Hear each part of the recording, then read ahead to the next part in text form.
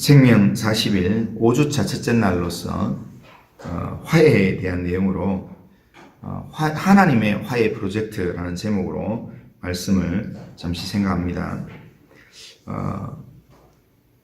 복음은 우리가 예수님 믿어서 죄용서 받고 그리고 이 땅에서 적당하게 살다가 마침내 천국에 입성하는 그런 수동적인 역사가 아닙니다.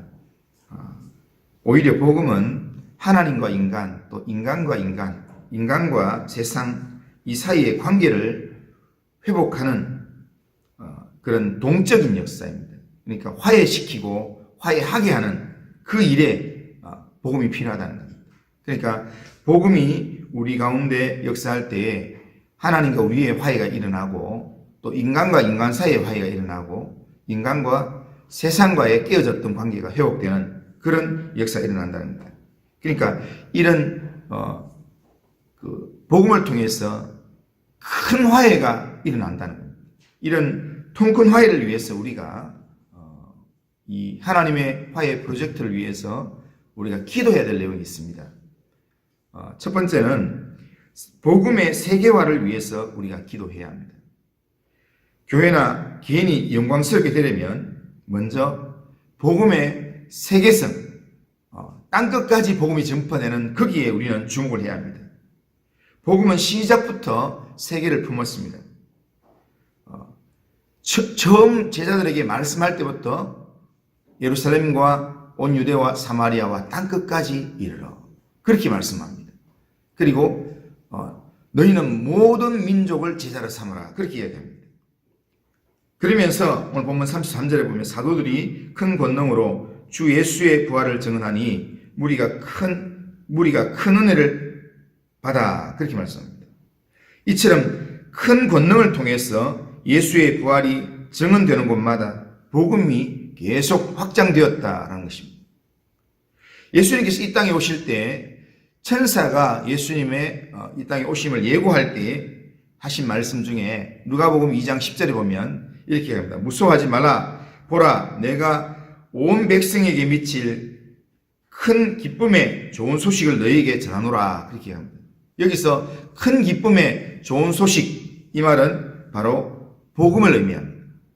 그런데 이 복음이 온 세상에게 미칠 내용이다. 이렇게 합니다. 근데 여기에 온 세상이라는 말은 그냥 이걸 복음을 받았던 유대인들만을 이야기하는 유대민족만을 위한 게 아니라 전 세계 모든 민족을 가리킨다는 겁니다. 그러니까 복음이 들어가는 곳마다 33절의 역사가 일어납니다. 사도들이 큰 권능으로 예수의 부활을 증언하면 큰 은혜를 받은 무리가 나타나고 이들은 이웃을 품고 또 세계로 나아가서 또 복음을 전하고 이렇게 복음의 세계화가 계속 일어난다는 겁니다. 이것을 깨달았던 바울이 기도하면서 유대민족만이 아니라 천하 만민을 위해서 자기가 복음의 일꾼이 되었다라고 고백하고 또 그것을 위해서 기도한다는 사실입니다. 바울은 원래 통 큰 사람이 아니었습니다. 바울은 오로지 유대민족, 바리새인 이것만 생각하는 사람이었어요. 그래서 예수님을 핍박하고 예수 믿는 사람 핍박하고 스데반을 돌로 쳐 죽이는데 앞장섰던 인물이었습니다. 그런데 그에게 성령이 임하고 이를 통해서 복음과 부활의 능력을 깨닫게 되자 이 바울이 세계를 가슴에 품게 되었고 그 일을 위해서 바울이 헌신하게 되었다는 겁니다. 우리가 하나님의 화해 프로젝트에 나아가기 위해서는 우리가 복음의 세계화를 위해서 우리가 기도하고 그것에 깨달음이 있고 거기에 우리가 헌신할 수 있어야 합니다. 그 다음에 또 하나는 우리가 기도해야 될 것은 복음을 통한 하나됨을 위해 기도해야 합니다. 32절에 보면 한 마음과 한 뜻이 되어 그렇게 말합니다. 한 마음과 한 뜻이 되어 이 구절은 우리의 존재 근원 전체가 하나 되었다 이런 의미입니다. 마음과 뜻 이 말은 하나님께로 향하는 우리 중심 장소이자 신앙적 경험이 일어나는 원천이 바로 이 마음과 뜻입니다. 다시 말해서 지금 이 사도행 4장에 나오는 초대교회는 정말 이 존재 자체가 존재의 가장 밑바닥에서부터 예수의 복음으로 하나 되었다 이런 말입니다. 근본적인 하나됨을 느낀다는 것입니다. 이처럼 근본적인 이치 때문에 처음 만나는 그리스도인 사이에서도 뭔가 통하고 예수 믿는다는 것 때문에 마음을 합하고 함께하게 된다는 겁니다. 이처럼 영적으로 일치되자 아무도 자기 소유를 주장하지 않고 모든 것을 공동으로 사용하게 되었고 다른 사람을 섬기고 세워주고 위로하는 그런 전문가도 나오기 시작했습니다. 예를 들면 바나바라고 하는 이 번역하면 위로의 아들이라는 별명을 얻었던 요셉이라는 사람도 등장하게 됩니다. 오늘 본문은 단순히 이 바나바 한 개인을 소개하려고 하는 게 아니라 초대 교회가 지향하는 그런 영적인 방향을 지금 보여주려고 하는 겁니다. 이런 차원에서 우리는 한 마음 한 뜻을 이루는데 방해되는 우리 삶에 지금 요소들이 있는가를 점검하면서 우리가 기도하고 우리가 공동체 하나 되는 일에 우리가 기도하고 그리고 하나됨을 이루어가야 합니다. 성령은 하나 되게 하시는 영입니다. 그렇기 때문에 우리는 하나님의 화해의 프로젝트를 우리가 이루어가기 위해서는 늘 하나됨을 위해서 기도해야 되고 그것을 위해서 헌신해야 합니다. 우리는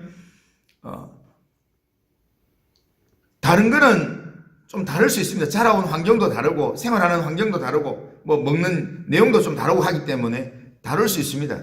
그러나 단지 예수 그리스도의 보혈의 능력, 예수님의 주되심, 예수님의 죽으심과 부활 이것을 믿는 이 내용만 부인하지 않는다면 우리는 다 함께 할 수 있다는 겁니다. 뭐 다른 조금 내용이 조금씩 틀리는 것 그런 내용들은 다 수용할 수 있다는 겁니다. 그러기에 우리는 신앙생활하면서 하나됨을 이루기 위해서 우리는 늘 일치를 늘 생각하고 그것을 위해서 노력해야 합니다. 그래서 어거스틴은 중세에 아주 대단한 이 신학자였던 어거스틴은 이런 말을 했습니다. 본질적인 것에는 일치를, 비본질적인 것에는 자유를, 모든 것에는 자비를 베풀어라. 그렇게 이야기했습니다. 그러니까 비본질적인 것에 자꾸 목숨을 걸면 안 된다는 거예요.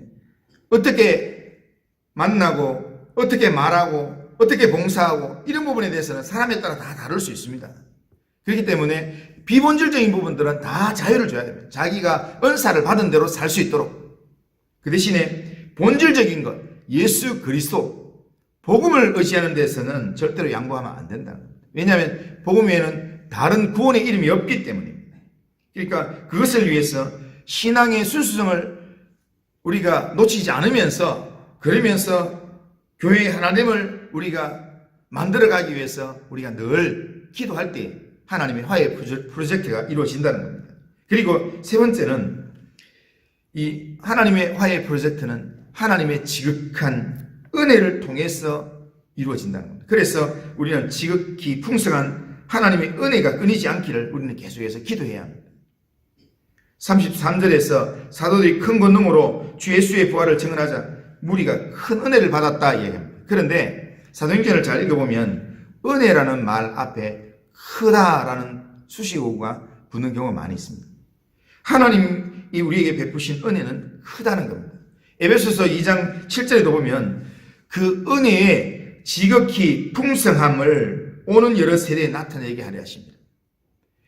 은혜의 지극히 풍성함 이렇게 표현합니다.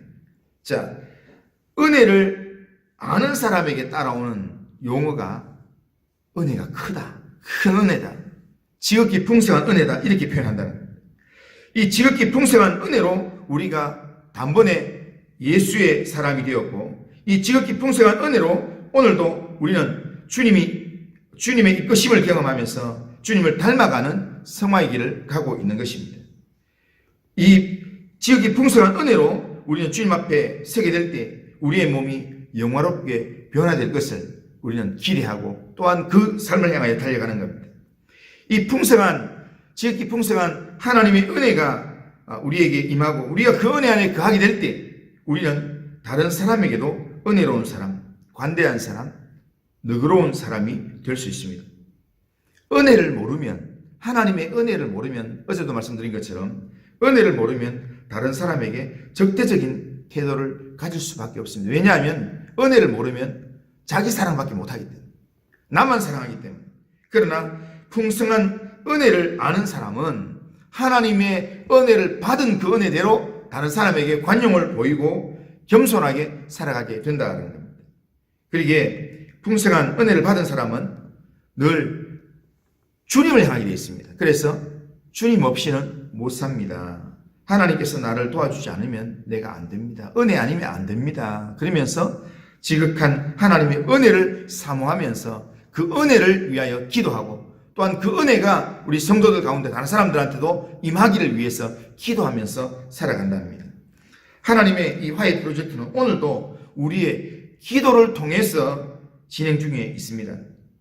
화해의 복음이 나라마다, 공동체마다, 개인마다 복음의 세계성으로 계속해서 번져나가도록 우리가 기도할 때 계속해서 확장되어 가고, 그리고 복음이 외적으로는 확장되어 가고 내적으로는 이 복음 안에서 하나가 되고 함께 주만 바라보고 의지하게 되고, 그리고 바라보는 그들의 마음 가운데 하나님의 지극히 풍성한 은혜가 부어지는 그런 은혜가 임하게 될 때 화해의 놀라운 역사가 우리의 삶 가운데, 우리의 사역하는 삶의 자리 가운데 화해의 역사가 일어나게 된다는 겁니다. 이를 위해서 우리는 오늘 이번 주간에 화해에 대한 주제를 가지고 훈련하면서 이것을 우리가 묵상하면서 이것을 위해서 기도해야 합니다. 하나님의 화해 프로젝트가 확장되도록 위해서 우리가 복음이 외적으로 계속 퍼져나가고, 그리고 내적으로 우리 성도 안에 예수 믿는 사람들이 하나 되고, 그리고 지극히 풍성한 은혜가 각 사람의 심령 가운데 부어지도록 위해서 기도함으로 나와 또 우리와 함께하는 우리 모든 성도님들의 마음 가운데 정말 하나님의 화해의 은혜가 넘쳐나는 그런 한 주간, 또한 우리의 남은 생애가 되기를 주님의 이름으로 축원합니다.